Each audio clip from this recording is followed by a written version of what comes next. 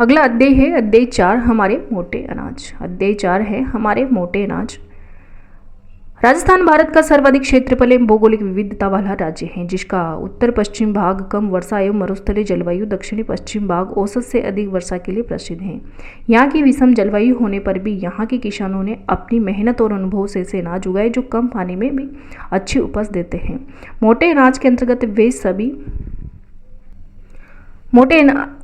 अंतर्गत वे सभी फसल सम्मिलित हैं जिनका पौष्टिक मान अधिक होता है। इन्हीं अनाजों को मोटे अनाज कहा जाता है। समृद्धि और स्वास्थ्य का प्रतीक होने के कारण इन्हें श्री अन्न भी कहा जाता है। इनमें बाजरा है, ज्वार, रागी, मंडवा, कोंदो, कांगनी, सामा, चेना, कुटकी आदि प्रमुख है। तो मोटे अनाज कौन कौन से? बाजरा है, ज्वार है, रागी को मंडवा भी कहते हैं, कोंदो है, कांगनी है, सामा है और चेना है और कुटकी है। ये इत्यादि सभी प्रकार की फसलें क्या है? मोटे अनाज के अंतर्गत आती है। ये अनाज अन्य खाद्यान्नों की तुलना में पोषक तत्व से भरपूर होते हैं और सूखा सहन करने की क्षमता रखते हैं। श्री अन्न कार्यक्रम भारत सरकार के एक पहल है। इसका उद्देश्य मोटे अनाजों की पैदावार और खपत को बढ़ाना है। इस कार्यक्रम के तहत किसानों की आय में वृद्धि करना, पौष्टिक भोजन उपलब्ध कराना और स्वास्थ्य के प्रति जागरूकता बढ़ाना है।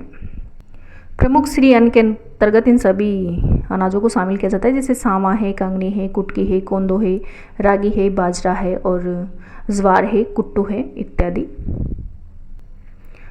राजस्थान में प्रमुख मोटे अनाज है। सबसे पहले है बाजरा। बाजरा की बात करें तो बाजरा राजस्थान में सबसे अधिक उत्पादित होने वाला मोटा अनाज है। ये राज्य के शुष्क एवं अर्धशुष्क क्षेत्रों में उत्पादित होता है। यह राजस्थान के अलवर, भरतपुर, जयपुर, नागौर, झुंझुनू, सीकर, जालोर, बाड़मेर, जोधपुर आदि जिलों में व्यापक रूप से बोया जाता है। बाजरे की रोटी,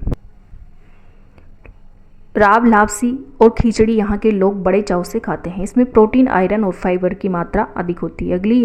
अगला अनाज है अपना जवार। जवार राजस्थान का दूसरा प्रमुख मोटा अनाज है।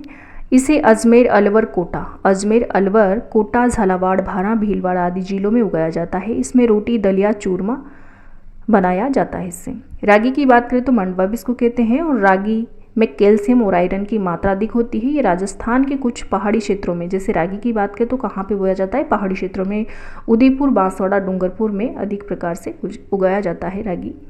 उदयपुर, बांसवाड़ा, डूंगरपुर रागी। अगला है कोंदो और कांगनी। ये दोनों ऐसे अनाज हैं जो कम वर्षा और कम उपजाऊ भूमि में भी अच्छी पैदावार देते हैं। ये राजस्थान के आदिवासी क्षेत्रों में पारंपरिक भोजन का हिस्सा है। तो कोंदो और कांगनी कहाँ का है? राजस्थान के आदिवासी क्षेत्रों का। अगला है चेना। चेना मोटा अनाज है जो गर्म और सूखे इलाकों में अच्छी तरह फलता फूलता है।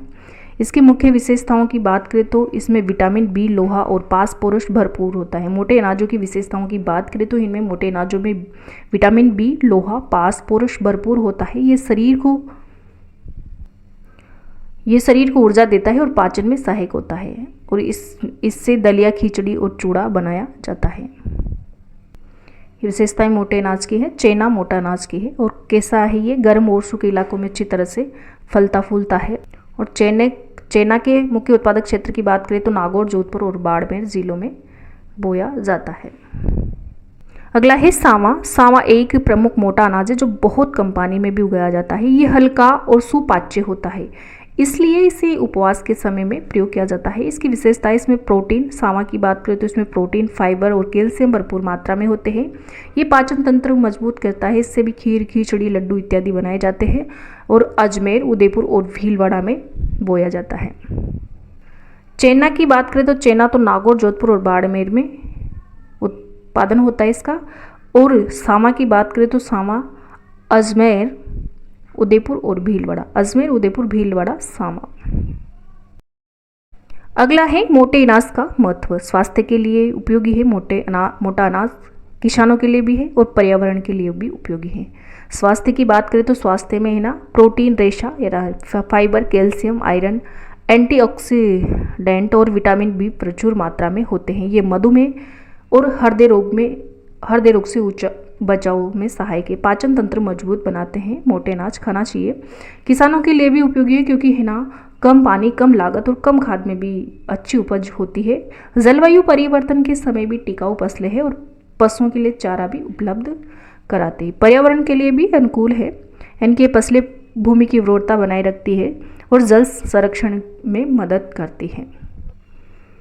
कीटनाशकों की अधिक आवश्यकता नहीं होने के कारण पर्यावरण के लिए लाभदायक होते हैं। सरकारी पहल की बात करें तो राजस्थान सरकार ने श्री अन्न को बढ़ावा देने के लिए नवीन प्रयास किए, जैसे कि राज्य स्तरीय श्री अन्न प्रोत्साहन योजना, कृषि मेलों में मोटे अनाजों का प्रदर्शन, मिड डे मील और आंगनबाड़ी भोजन सूची में बाजरे को शामिल किया गया है। शामिल करने की पहल है, यानी कि बाजरे को शामिल किया गया है। कृषि विश्वविद्यालय में अनुसंधान और प्रशिक्षण कार्यक्रम संचालित किया गया है सरकार के द्वारा। भारत सरकार ने वर्ष 2023 को अंतर्राष्ट्रीय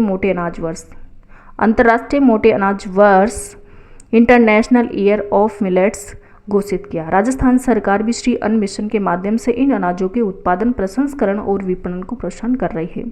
श्री अन्न योजना से प्रेरित